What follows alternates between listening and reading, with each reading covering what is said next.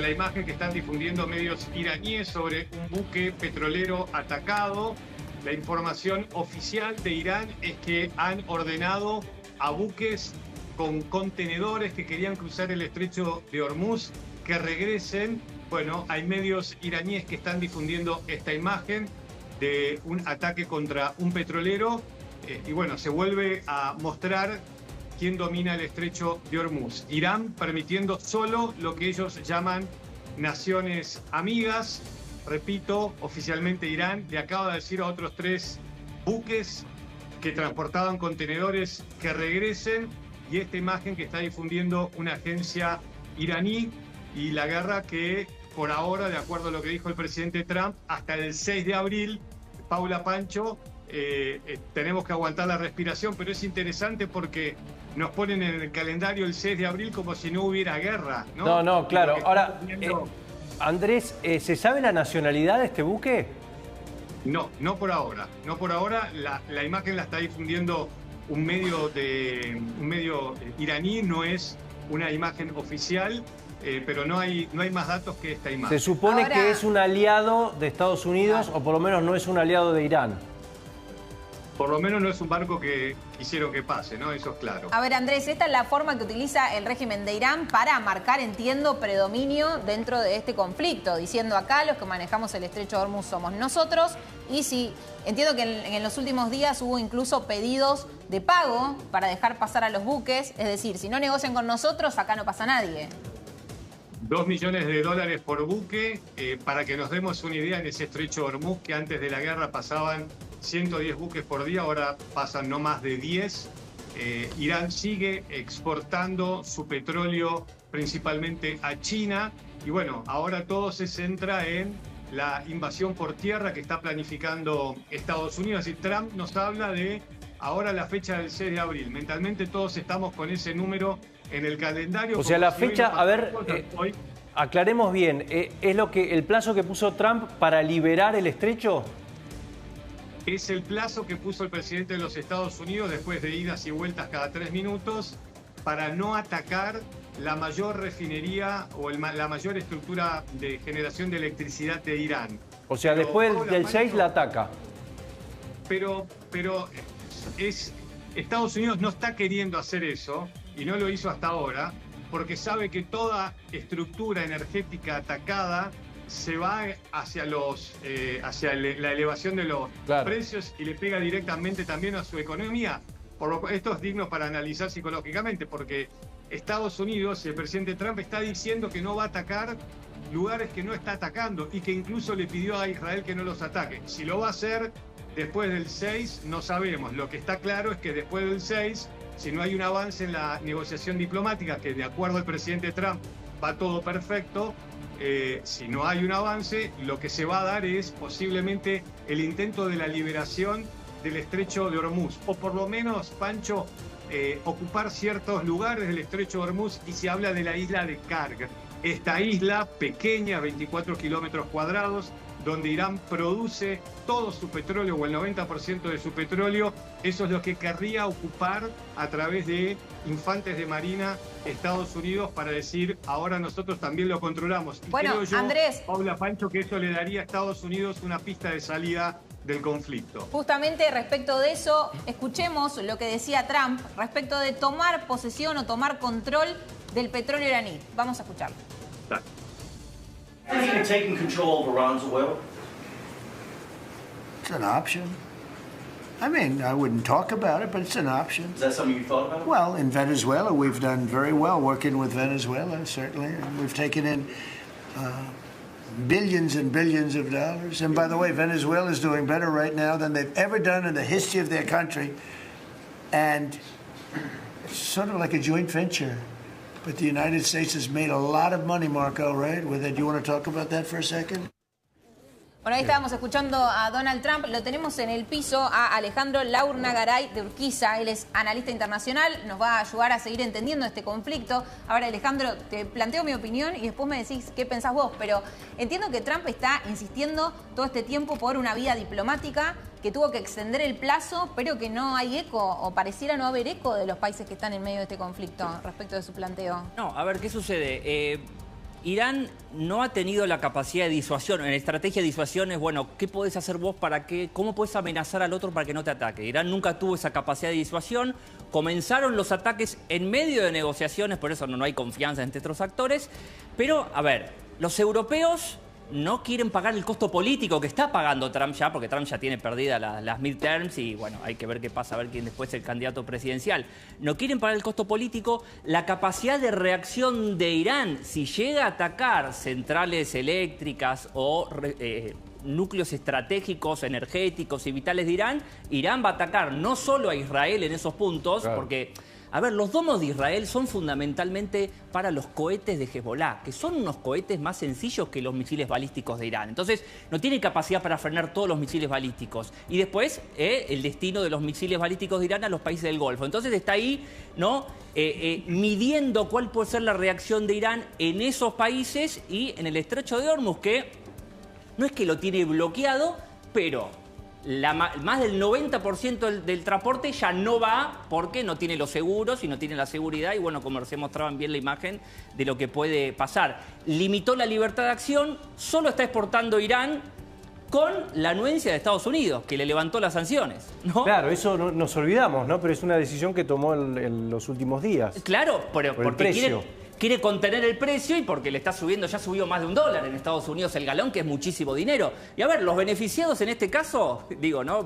Porque estamos hablando de un nuevo equilibrio de poder en el mundo, ¿no? Claro. Un sistema multipolar. Rusia está ganando casi el doble por día por la venta de petróleo y de hecho Estados Unidos levantó las sanciones a Rusia también y está ganando muchísimo dinero por la venta del petróleo y China, previendo esto, porque las grandes potencias miran, hacen escenarios futuros, desde diciembre compró casi el 20% más diariamente de petróleo sabiendo lo que podía suceder ahora y lo que está sucediendo. Y bueno, fue muy interesante que lo que pusieron recién de Trump cuando hablaba, bueno, ¿quieren controlar el petróleo o no? A ver, Irán, Venezuela, Groenlandia, están en el top 10 de los países claro, con principales... Bueno, no es un país Groenlandia, pero con los principales recursos naturales del mundo, no solo petróleo. Entonces, a ver, hicieron 2 golpes de Estado los occidentales en Irán, en 1921 y después en 1953 para controlar el petróleo. Y ahora, bueno, el intento de cambio de régimen está, pero es de largo plazo. Esto empezó en el 79, no empezó ahora, ¿no? Dame un segundo que hablaste de petróleo y tenemos información urgente sobre ese tema. Dale.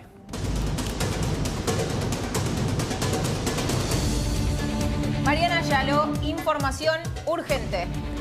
Sí, porque el petróleo sigue subiendo y está actualmente en los $104. Sube en la jornada de hoy más de 2% tanto el petróleo Brent como el petróleo WTI, que ese es el que se comercializa sobre todo en los Estados Unidos y afecta a los consumidores estadounidenses. Así que vemos, a raíz también de esto que estamos viendo en pantalla, una suba del petróleo que ya está en los $104 otra vez.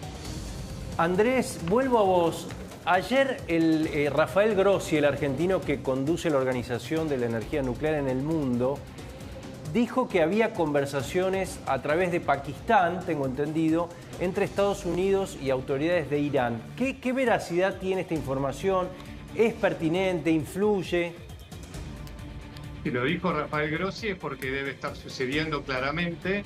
Hablando de Rafael Grossi, creo que también hay que tener presente las situaciones impredecibles del conflicto. Estamos viendo el petróleo, la posibilidad de entrar en una fase 2 del conflicto, que sería una guerra por tierra, aunque quizás limitada, pero una fase desconocida. Pero hay otra que está sucediendo, y Rafael Grossi lo viene advirtiendo, más allá de lo que comentó, y es la posibilidad de un accidente nuclear fatal. Y esto tiene que ver con que ya va en 3 o 4 oportunidades que caen misiles cerca de la planta nuclear de Bushehr, que tiene un reactor nuclear activo. Es decir, no es lo mismo que bombardeó Estados Unidos el año pasado. Entonces, siempre estamos con ese peligro. ¿Pero podría bombardear a Estados Unidos? Las autoridades rusas, Pancho, empezaron a evacuar a su personal de la central de Bushehr. Si Grossi dice que hay una iniciativa, la hay. Yo creo que el presidente Trump necesita una salida, necesita terminar la guerra, Israel necesita continuar el conflicto para tener la mayor certeza de la mayor destrucción posible de las lanzaderas de misiles y los misiles que siguen golpeando en menor cantidad pero más efectivos. Hoy teníamos una imagen bien temprano que un misil balístico iraní impactó en el puerto más importante de Kuwait, que son 1000 kilómetros de distancia. Los rusos que empiezan a aclarar, la pregunta es, valga el refrán, no aclares que oscurece, porque el canciller Lavrov sale a aclarar que ellos no están ayudando y son rumores que dicen que le están pasando información de inteligencia. A medida que esto se prolongue, los imprevistos y lo impredecible se va a hacer presente, y creo que más allá de lo que dice Grossi, lo que dice Trump, creo que todo está listo para una fase 2, que es ver si puede ocupar Trump esa isla de Kark, donde hemos aprendido que tiene gran cantidad de su estructura petrolera. Y creo que si tiene éxito, eso podría ser para Trump un ganamos, de acá nos vamos. Andrés, hablaste de los ataques iraníes. Tenemos unas imágenes para compartir con vos y con Alejandro, que son muy impresionantes. Vamos a verlas. A ver, ¿qué es esto, Andrés?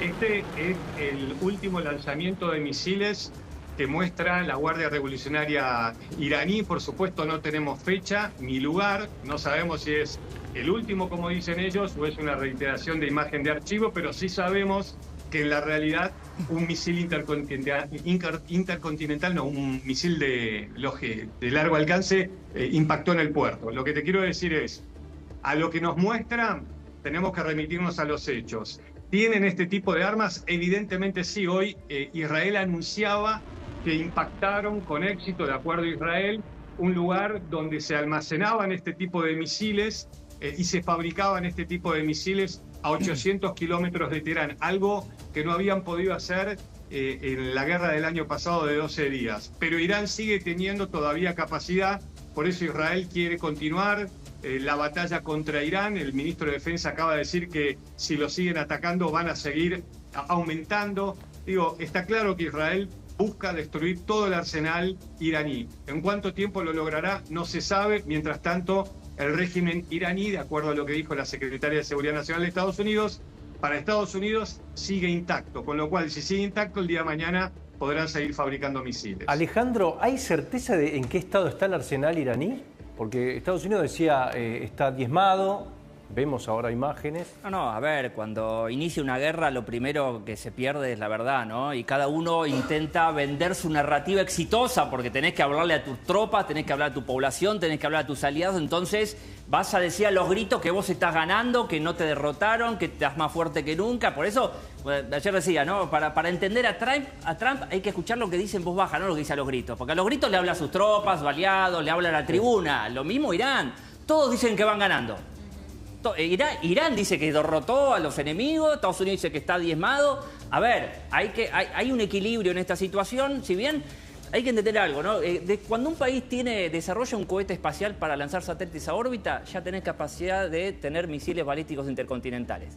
No, esto es así y ha sido así desde hace 80 años. Ahora, que los haya desarrollado, ahí está. Pero estamos viviendo una época, hay una carrera armamentista en el mundo. Claro. Entonces, todos los países están tratando de maximizar sus capacidades. También la está desarrollando Europa, entiendo. Exactamente. Todo es global porque estamos viviendo un cambio en el sistema internacional, ¿no? Donde hay un nuevo equilibrio de poder entre China, Rusia y Estados Unidos. Están en competencia estratégica, hay conflictos bélicos en varias partes del mundo. Ojo, si en 2-3 años no estamos acá hablando de una guerra en Taiwán, ¿eh? Ojo. Alejandro, todo esto, vos mencionás a China, sí, que ha estado con algunas declaraciones en este conflicto, pero apartado pareciera de lo que está pasando. ¿Qué rol juega China y cómo puede influir en la solución de este conflicto o en la no solución? A ver, China y Rusia son aliados de Irán. Irán forma parte del BRICS. Irán forma parte de este bloque euroasiático emergente que está equilibrando con Occidente en declive. Este es el siglo asiático, ¿no? El siglo XX fue determinado el siglo americano, el siglo XIX fue el siglo británico. Bueno, este es el siglo asiático. Estados Unidos y Occidente se están reacomodando para no perder tanto, quedar equilibrados. Trump lo dijo en su estrategia de seguridad nacional. China es un par, ¿no? Entonces China juega, lo que no vemos, bueno, porque no vemos armas, no vemos misiles chinos, pero obvio que juegan equilibrando, así como, y Trump lo dijo, nosotros ayudamos con inteligencia a Ucrania y por supuesto que Rusia y China ayudan con inteligencia a Irán, ¿no? Pero acá, a ver, ¿quién domina Medio Oriente? ¿Quién controla Medio Oriente? Cuando China sentó en la mesa a Irán y Arabia Saudita para que se reconcilien, Estados Unidos e Israel saltaron. Eso fue uno de los hechos más peligrosos, porque bueno, Israel por supuesto se siente amenazado. Irán venía expandiendo su influencia en Medio Oriente. Es una amenaza para Israel y para Estados Unidos, y ahora estamos viendo esta acción. Acción y reacción. Acción y reacción. El ministro de Defensa de Israel dijo, vamos a atacar. Mirá. ראש הממשלה בנימין נתניהו ואני הזהרנו את משטר הטרור האיראני להפסיק את ירי הטילים לעבר האוכלוסייה האזרחית בישראל. למרות האזהרות, הירי נמשך, ולכן תקיפות צה"ל באיראן יעלו מדרגה והתרחבו למטרות ותחומים נוספים שמסייעים למשטר בבניית והפעלת אמצעי הלחימה נגד אזרחי ישראל. הם ישלמו מחירים כבדים, הולכים וגוברים על פשע המלחמה הזה. Andrés, durante todo este tiempo que Trump dijo vamos a ir a un intento de tregua, una diplomacia, Israel mantuvo con las fuerzas de defensa los ataques sobre Irán y sobre Hezbollah en Líbano.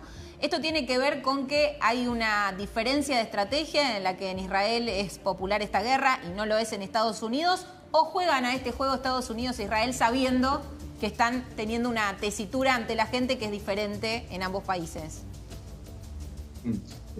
Todavía no queda claro cuál es el objetivo de Estados Unidos, por eso quizás la fase 2, si no hay una diplomacia de por medio, sea ocupar una isla, cortarle el chorro a Irán, su salida de petróleo, y si esa entrada por tierra no devuelve muchos ataúdes de soldados estadounidenses, Trump dirá gané y será la posibilidad de la salida de un conflicto que le está pegando a su economía y está paralizando gran parte del mundo. Israel, por su lado, como decía el ministro de Defensa, buscará generar el mayor daño posible, ya que evidentemente por ahora y a la foto de hoy no han podido lograr el primer objetivo, que era la caída del régimen.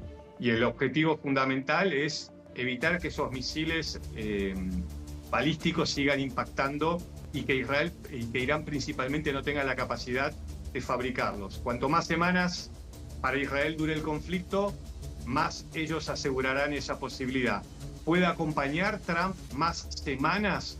Bueno, eso lo veremos. Si entramos en la fase de tierra, creo que vamos a estar en una fase más complicada.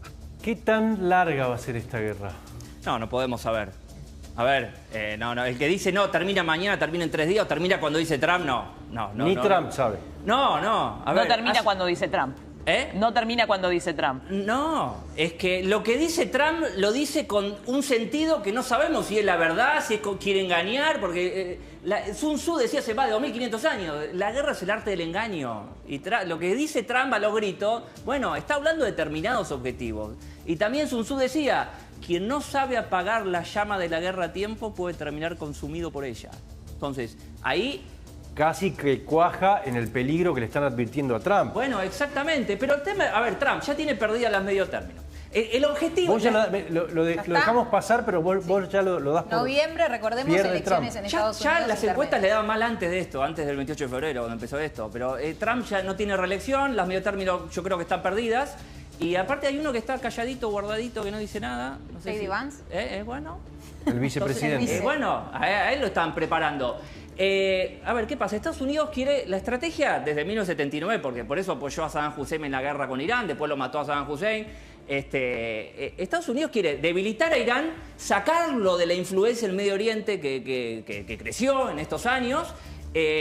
Israel quiere expandirse. Israel es más chiquitito que la provincia de Tucumán, ¿no? Y el poder que tiene Israel depende de los Estados Unidos. La estrategia es conjunta. Siempre ha sido Israel la cuña de Estados Unidos en Medio Oriente para que no haya, esto es clave históricamente en términos geopolíticos, que no haya una unidad regional de los países árabes, porque el poder que tienen los países árabes unidos para el control del comercio del petróleo en el mundo puede debilitar a todas las potencias. Acá hubo algo particular, igual que Irán atacó a países del Golfo. Sí, por supuesto.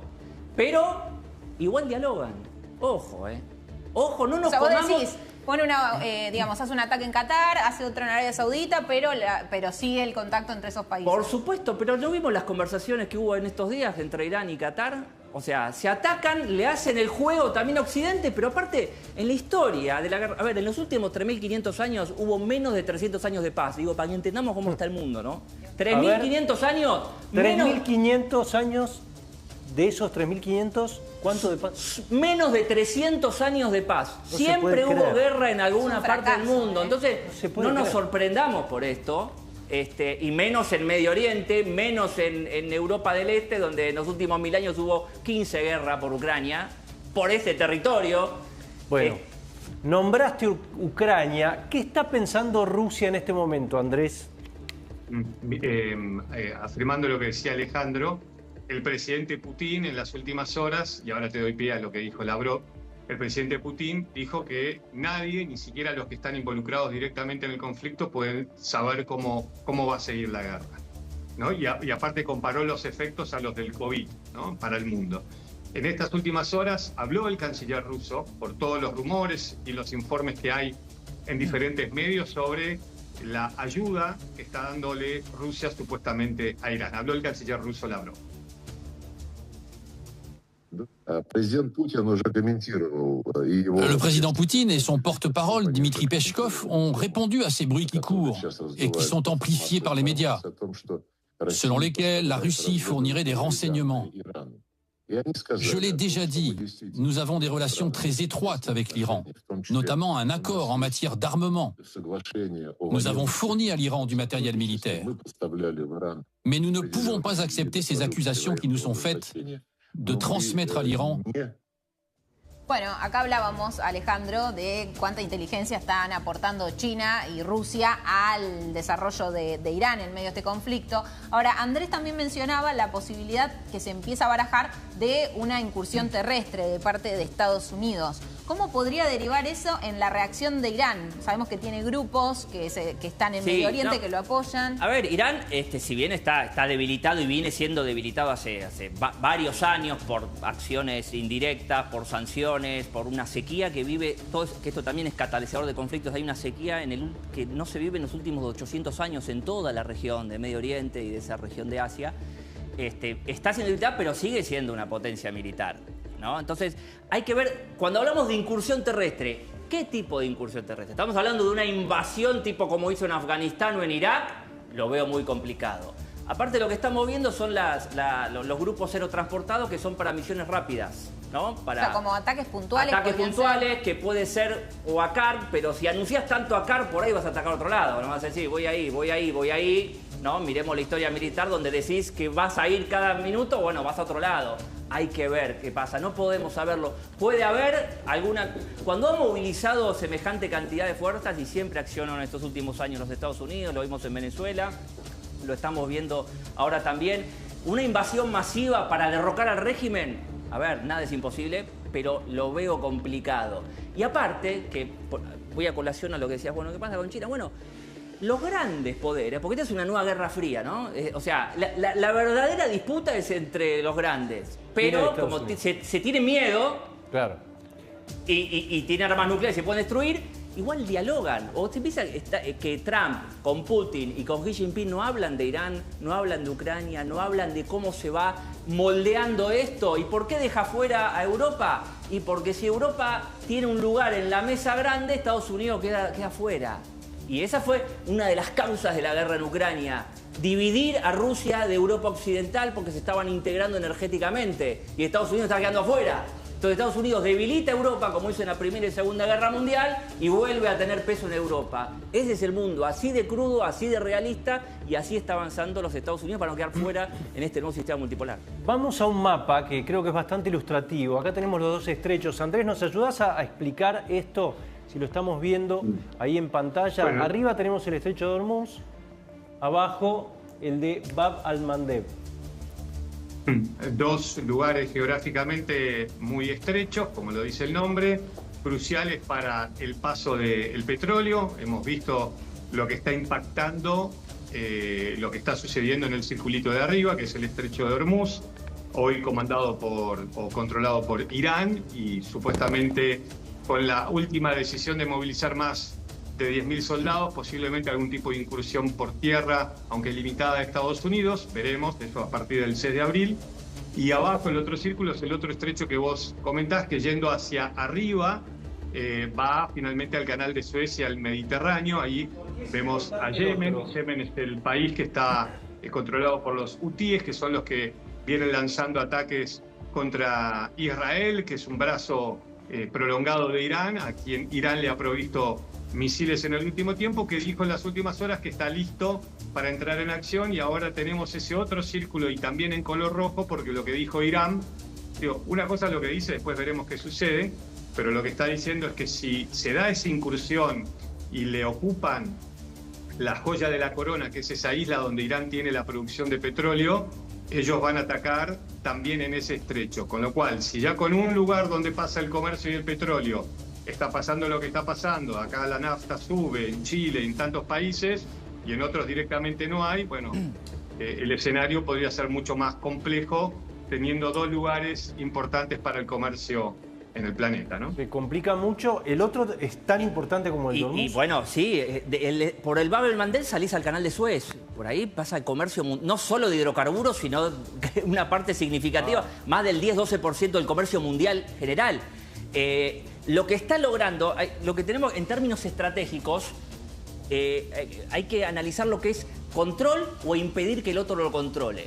No es que Irán domina los estrechos, el tema es que impide que otros mantengan el libre acceso y uso. O sea, no es que podés dominar los mares o dominar, pero no dejás que el otro lo use libremente, ¿no? Es un piquetero internacional. Bueno, ponele algo parecido. Cualquiera que pasa, lo atacás o decís, cualquiera que pase lo voy a atacar. Entonces, ¿sabe qué? El que hace seguros marítimos dice, no, yo no te doy el seguro. Primero lo cobraban doble, el triple, y ahora dice directamente ni se lo da. Entonces no van los buques. Y si los pocos que van le tiran un dron, bueno, ahí vemos uno muy destruido, pero le tiran un dron, destruyen un mástil o algo, chau, ni mandás el buque. Alejandro, ¿hay una vía alternativa para sortear estos lugares? Bueno, es una pregunta interesante. Recién decía, hay una carrera armamentista. Hay una carrera por los polos terrestres. Por eso se está militarizando el Ártico, porque en unos años va a estar más libre al tránsito las rutas del norte, por el polo norte, y eso son rutas más rápidas en términos de días. Entonces va a ser más barato el transporte por ahí. ¿Por qué va a estar más libre? Más rápida. ¿Pero por qué va a estar más rápida? Porque en tiempos de navegación es más rápida, ¿no? Sobre todo desde China y de los países del sur del Asia. Entonces, esas rutas también son rutas para hidrocarburos que cuando esté más liberado por el cambio climático, bueno, van a ser... Esto, a ver, estoy pensando en voz alta. ¿Los activos argentinos, por ejemplo, las plantas de gas natural licuado, con esto se valorizan o no? Con esto, ¿a qué se afamos de esto? ¿Con este conflicto, esta guerra? Sí. Y sí, por supuesto. El tema es que después depende de vos cómo lo manejás. Depende, claro. Depende de la política energética interna. Si vos decís, bueno, aprovechá, exporto más, o bueno, el tema es que lo que no pueden estar haciendo los países que no previeron esto, y solo lo previeron los grandes, es que la suba de los precios. ¿No? La suben los precios para el consumo interno, pero sí, ganancias por mayores ventas, mayores exportaciones, y bueno, si tenés una buena estrategia... No, me refiero más a la inversión en lugares que están alejados de ese conflicto. Ah, bueno, sí, está bien, el tema es que vos decís, bueno, che, yo voy a invertir 5.000 millones de dólares en plantas, pero en 2 meses termina esta guerra y decís, bueno, vuelvo ahí. O sea, las decisiones en caliente, mientras están cayendo las bombas, los grandes inversores no las toman. ¿No? Porque no están pensando que este conflicto va a durar 50 años, ¿no? Y las inversiones energéticas se hacen a largo plazo. Entonces hay que decisiones de este tipo, decir, bueno, yo pensaba invertir en Medio Oriente y no, ahora me voy a invertir en Argentina, y no, primero vamos a esperar que termine este conflicto. Que no, bueno, no sabemos cómo terminar, pero bueno, mientras tanto, no quita que en algún momento los europeos se terminen metiendo, porque así hicieron estos últimos años. Primero no nos metemos y después se meten. Como pasó en Ucrania y otros. 9:55, información urgente, dale. Información que tiene que ver con este conflicto, Andrés Repeto. Bueno, tiene que ver con la imagen también que está difundiendo el ejército israelí de otro de los frentes del conflicto, en este caso las tropas por tierra en el sur del Líbano, de acuerdo al ejército israelí, tomando posiciones donde había miembros del Hezbollah, el sur del Líbano ocupado ya en una franja del 20% de su territorio. Bueno, no hemos visto durante los últimos días muchas imágenes de los operativos por tierra, pero bueno, estas son algunas de las primeras que se empiezan a difundir. Un ejército israelí que incluso está convocando a más reservistas para ampliar su ofensiva contra el Hezbollah en el sur del Líbano, guerra y ofensiva que ha obligado a 1 millón de libaneses a salir del sur del Líbano y estar hoy por hoy refugiados. Ahora, esto en diferentes indica partes del país. que los operativos por tierra ya empezaron, ya arrancaron y probablemente se incrementen. Hace varios días, pero digamos es la primera vez que difunden imágenes, ¿no? Y como en toda guerra, la imagen es poderosa y en este caso lo que están mostrando es cómo van avanzando supuestamente contra el Hezbollah, que en las últimas horas volvió a atacar también el norte de Israel. Se hablaba en los últimos días, Pancho, incluso de enfrentamientos cuerpo a cuerpo. El Hezbollah, con su estructura muy debilitada, por lo menos en principio, por lo que vimos el año pasado, ¿se acuerdan? Con ese ataque de inteligencia casi de película de acción, cuando con los Handy mataron a varios de sus miembros, después la guerra del año pasado, pero esta es la ofensiva más dura de los últimos años. Lo que estamos viendo es los túneles donde se esconden los referentes de Hezbollah. Lo que estamos, o túneles de comunicación, ¿no? Lo que estaba diciendo el ejército israelí, que habían encontrado un túnel, no sé si esa es específicamente la imagen, pero debajo de una iglesia. Bueno, la imagen como también factor fundamental en esta guerra, vemos todos, ¿no? Estados Unidos a través del sector mostrando cómo impactan, son imágenes más en blanco y negro, los iraníes mostrando cómo lanzan misiles y drones, aunque no sabemos si son del día a la fecha o una repetición, y en este caso también Israel mostrando su guerra a través de las imágenes. Alejandro, ¿por qué es tan importante para Israel Líbano y en qué estado está Hezbollah a esta altura del conflicto y de lo que ya venía de antes? Bueno, sur del Líbano, sur de Siria, bueno, toda la parte de Cisjordania y de Gaza, todo es territorio estratégico y considerado, aunque esto estratégicamente, no geográficamente ni legalmente, es considerado estrategia vital, territorio vital para Israel. Como les decía antes, en términos geopolíticos hay que pensar. Terreno pequeño, vulnerable, por eso desarrollás tantos sistemas antimisiles. Aliados, Líbano, Irak, Siria, Gaza, todos eran aliados de Irán. Entonces Israel se sentía totalmente amenazado en relación internacional, en su supervivencia directamente. Por eso se vuelve, y esto lo digo, no importa, se vuelve tan violento. Porque la violencia que hemos visto que ejerció Israel y que está ejerciendo Israel en Líbano, en Siria, en Gaza, bueno, se siente amenazado en su supervivencia, se vuelve más violento. Apoyado por Estados Unidos, le da total libertad de acción porque Estados Unidos disuade a cualquiera, salvo a Irán, de atacar a Israel, a cualquier actor importante, ¿no? Pero, por supuesto que controlar... A ver, Israel, en términos estratégicos, tiene un objetivo expansionista en términos territoriales. Esto hay que decirlo, más allá de lo ideológico, de lo político. Es una estrategia geopolítica de expansión, ¿no? Por sentirse amenazado y por querer expandir su poder, ¿no? Y por dominar o controlar o liderar en algún aspecto los asuntos de Medio Oriente, y por eso es la gran disputa con Irán. Entonces, también Israel busca asociarse con las potencias del Golfo, con las monarquías del Golfo y con Arabia Saudita, a través de los Estados Unidos para generar esa estrategia expansionista, ¿no? Son todos intereses, ¿no? Porque después, bueno, cada uno después dice, bueno, este es el bueno, este es el malo, pero son intereses. ¿Y el de Estados Unidos cuál es?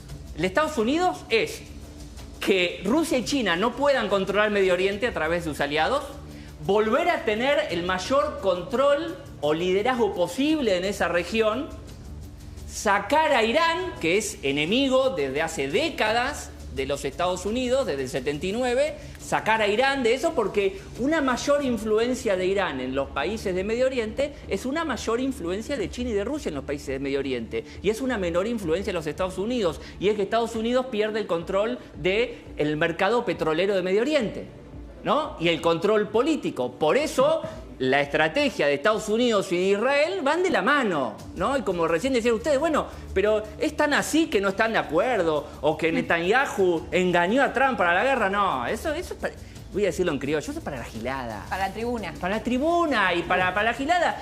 Están juntas las estrategias. Estados Unidos dice, no, bueno, no vamos a volver a bombardear energética. Y mientras Israel está tirándole bomba a todos lados. Es así. Muy elocuente, muy claro. Te queríamos agradecer. Por favor. Gracias por venir. Gracias, placer, gracias a usted. También este bloque que hemos hecho para entender el conflicto en Medio Oriente. Nada menos.